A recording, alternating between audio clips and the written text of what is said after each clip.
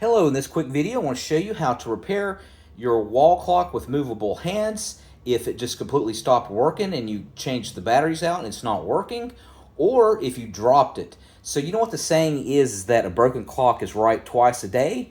Well, the chance that you're going to break your clock happens twice a year, as it happened with mine.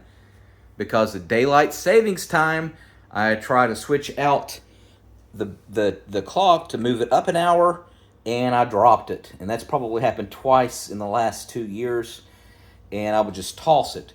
But why not just fix it? It's very, very simple to fix if that happens. So again, even if it stopped working, I want to help you fix it. So the only thing you really need, if you have rubbing alcohol, that's good. If you have WD-40, that's good. But I might be able to help you fix it without either of those. So it's a very simple mechanism, as you can see here on the back. This is called the moving unit, Quartz moving unit, and it uses a AA battery like this. So what I would recommend you, even if you dropped it and you think that the battery's still good, go ahead and replace the battery. And of course, as you know, the little thing with the hump there, that's the positive side and that's the negative. But go ahead and remove the old battery and get a little bit of rubbing alcohol. It doesn't matter if it's 70% or 90%.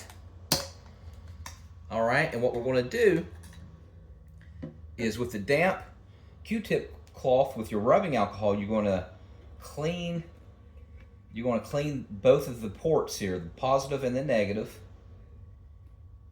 All right, and we're going to let that dry for about 20 minutes.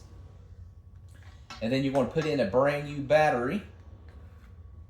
And of course, remember, put positive, positive, negative, negative.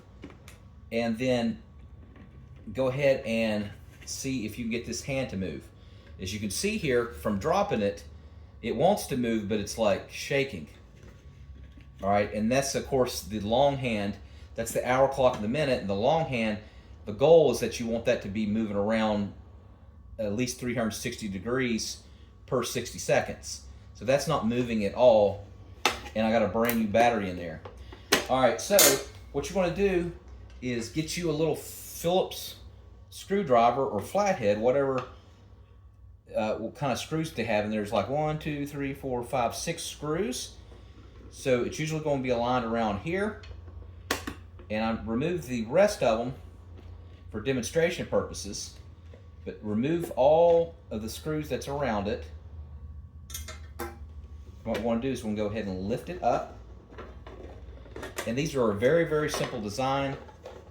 There's not much to them. Let's see, got another screw in there that I forgot to remove. They're a very, very simple design. And like I said, it's usually just the moving unit that has the hands on it. There's nothing underneath this. So what we're going to do is we're going to try to make this work by lubricating it.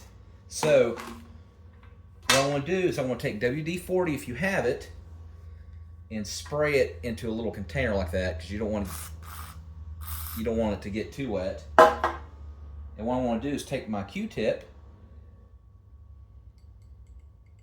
and I want to lubricate it around here.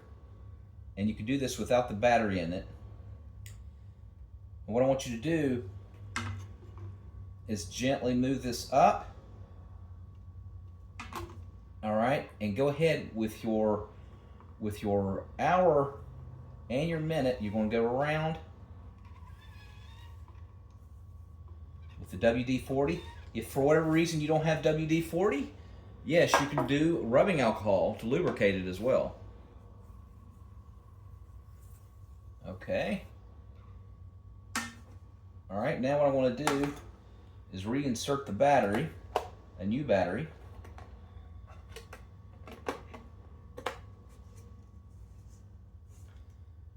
And I want to try to help it along. See there?